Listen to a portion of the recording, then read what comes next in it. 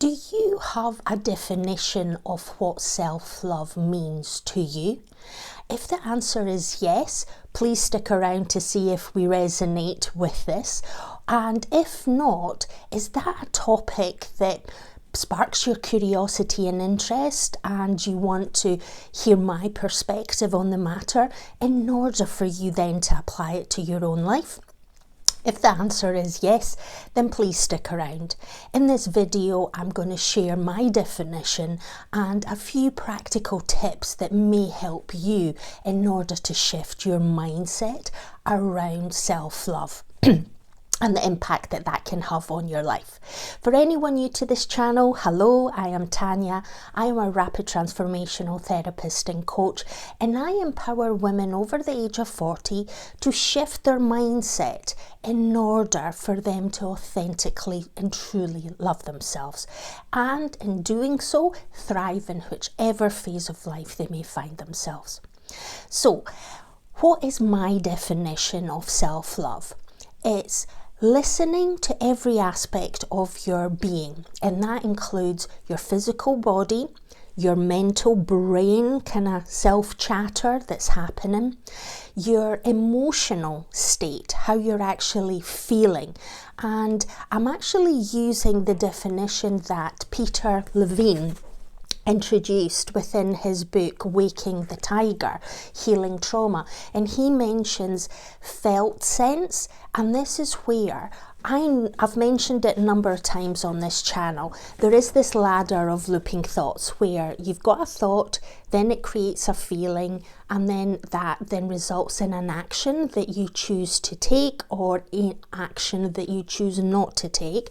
And then that either reinforces the original thought or it creates an even stronger thought that may keep you in a downward spiral, or if you shift the mindset, it can actually push it in an upward spiral. And ideally, what we want is to be in an upward spiral, but we become aware of our thoughts. So it's not that we're avoiding and suppressing them. We become aware of our thoughts. We acknowledge them. We articulate them. Then we diffuse the emotion from them. And in so doing, there we're able to challenge them and push them in an upward spiral rather than remaining in a negative one and keeping us stuck and maybe feeling anger, frustration, and annoyance with either ourselves or circumstances, or in that kind of self-judgment loop.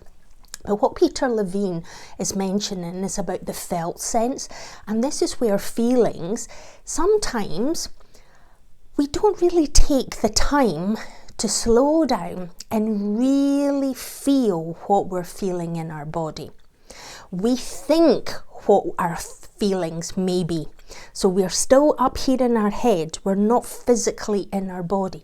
And for any of you that have actually gone on some sort of meditation or relaxation journey, whether it is that you've attended classes, you're doing things online, or you've gone on a retreat where that includes some self-care, reflection, going inwards and tapping into your body and what you're physically feeling, rather than being stuck in your head thinking what your body's feeling, but really tapping into those feelings and finding the words to describe it and the sensations that you're actually experiencing, because you may have a thought feeling of joy, contentment, happiness, pleasure, but your body may actually demonstrate that with your heart rate increases, you actually start feeling flushed in your face, you start smiling, and as a result you feel the muscles in your face. By doing so, you actually get a sensation of tingling in your skin or in certain muscles within your body. You might feel that kind of sense of butterflies in your stomach, where you can interpret that as a positive or as a negative depending on what the experience is in connection to.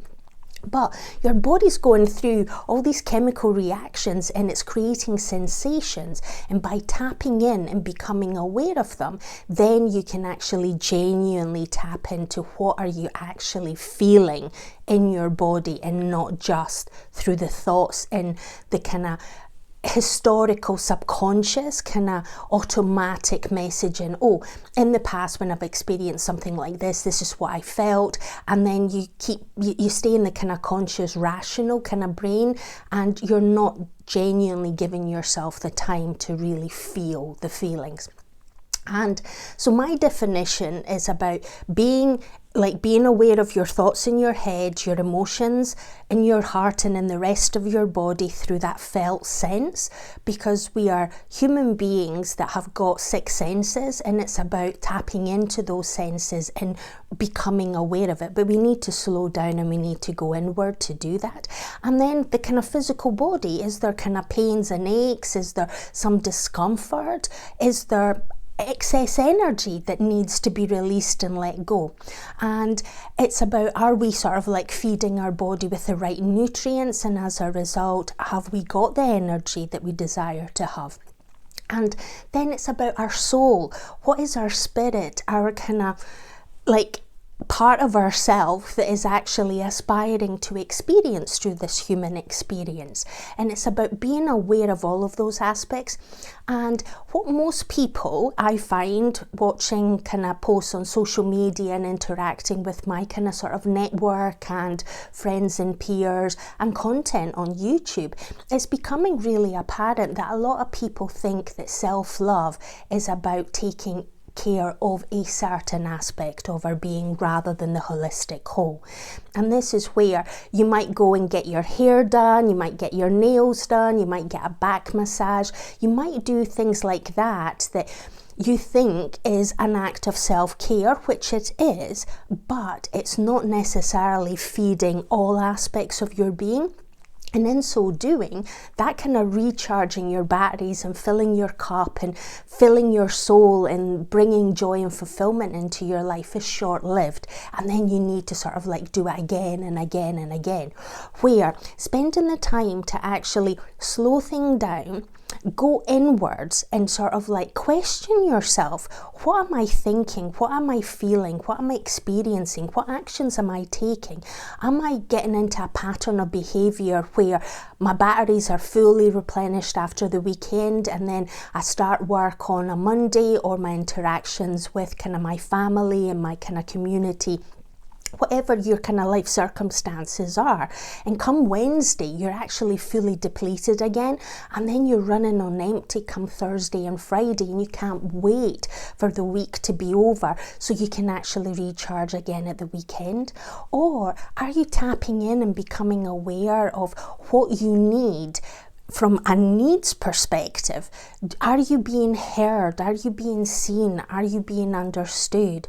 Are you feeling loved? And that love comes from yourself first. You've got to love yourself fully and completely in order to really allow the love from other people to sort of like really sink in, where your self-worth and your kind of the kind of story and narrative and the limiting beliefs that you may have are not sort of pushing that away, that you let it sort of really sink into every fibre of your being and you feel truly loved. So it starts with us, and then it's about being connected and that you feel that you matter, that you're significant, and about being able to be brave and courageous to express our thoughts and our opinions, say how we're actually feeling, what we're thinking, what we're experiencing.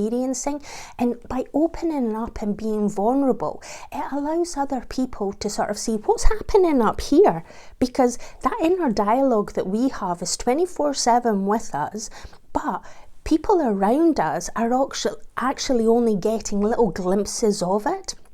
They're only seeing us in certain circumstances, and we probably are sort of like keeping away from spending time with people when we are feeling depleted and maybe our inner language is very negative. So then people don't see that. They only see us when our batteries are full and that we're ready to sort of engage in activities and interactions, and people are seeing the kind of positive side, but they don't understand that there are those kind of fluctuations.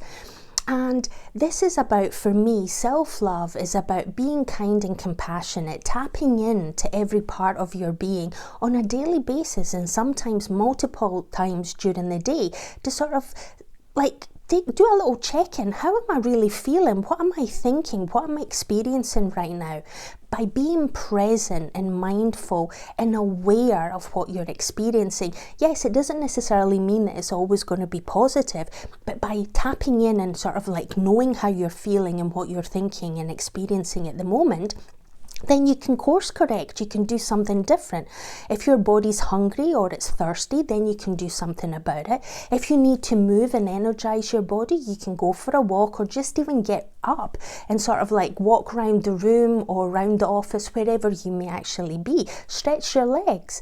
Go and get yourself a water or a beverage of some sort. Say hello to someone, message someone, have a brief kind of conversation, interact. So it sort of like shifts your kind of the state that you're currently in, but also enabling you to really pay attention to what you truly need. And by you meeting your needs and making sure that you are operating at full capacity and that you are turning up as the best version of yourself, then you can actually deal with situations that may be challenging in other occasions.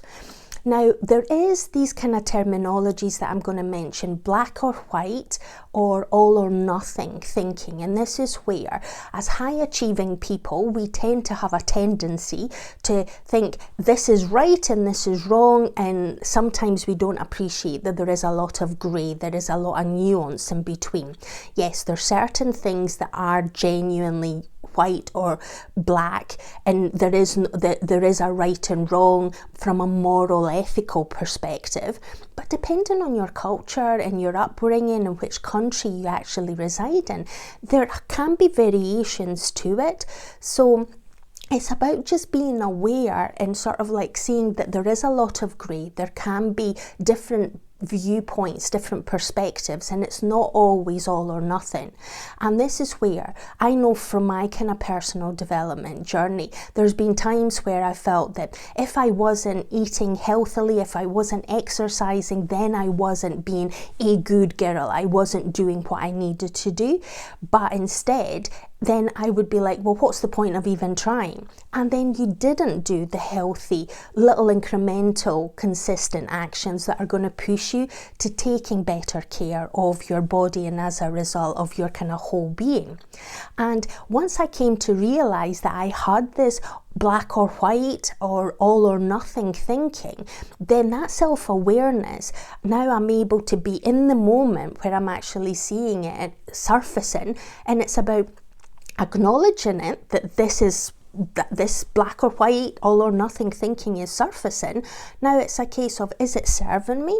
Is it giving me a warning? Is it trying to protect me and keep me safe? Or is it worth being challenged? Is there an emotion tied to this kind of thinking? Is it an old habit and behaviour and pattern? Is it a limiting belief that is no longer of any use? And in so doing, you can actually start shifting things. So, in terms of your kind of definition now that I've actually shared what I'm defining as self-love, it's about being kind and compassionate, but tapping into every sense of our being,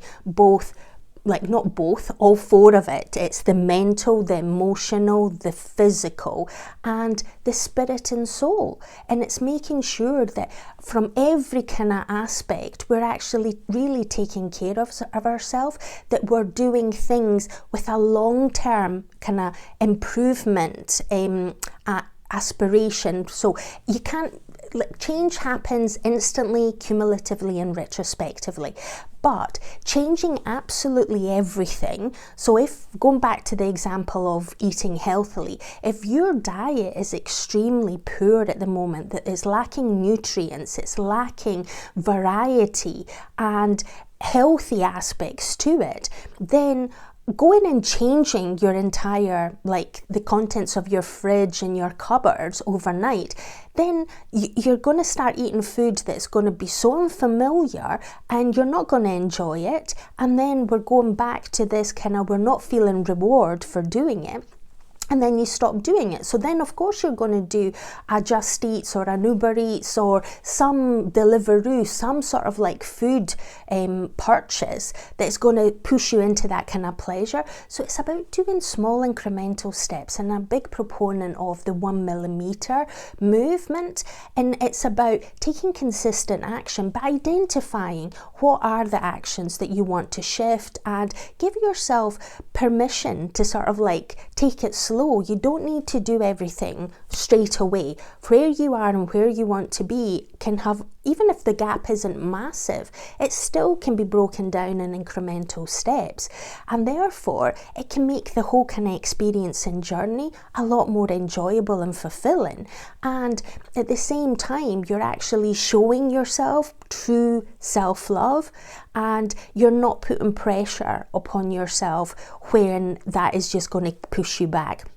Now, I'm all about radical responsibility, because this is our job to take care of us, and in taking care of us in a kind and compassionate way, then we are able to be present, we are able to feel fulfilled, to see the kind of growth and the incremental progress that we're making, and to meet our own needs. So then when our interactions with other people are happening, it's almost like that analogy of you're a cup full, and once the kind of the love and the connection and the kind of being understood and seen and acknowledged and appreciated is overfilling that cup, then you can actually share that with other people. You can impact and empower and inspire other people to become the best versions of themselves, to live fulfilling, happy lives.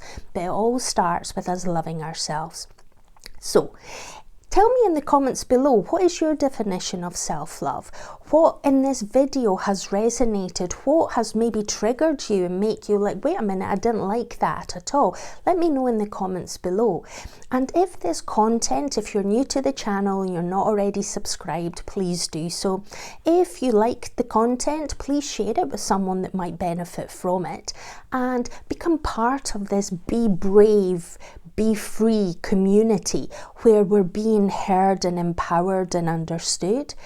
So I want you to go out and seize the day. Take a few moments to self-reflect. What is your definition of self-love? And always remember, there's choices in life, so choose wisely. Bye until the next one.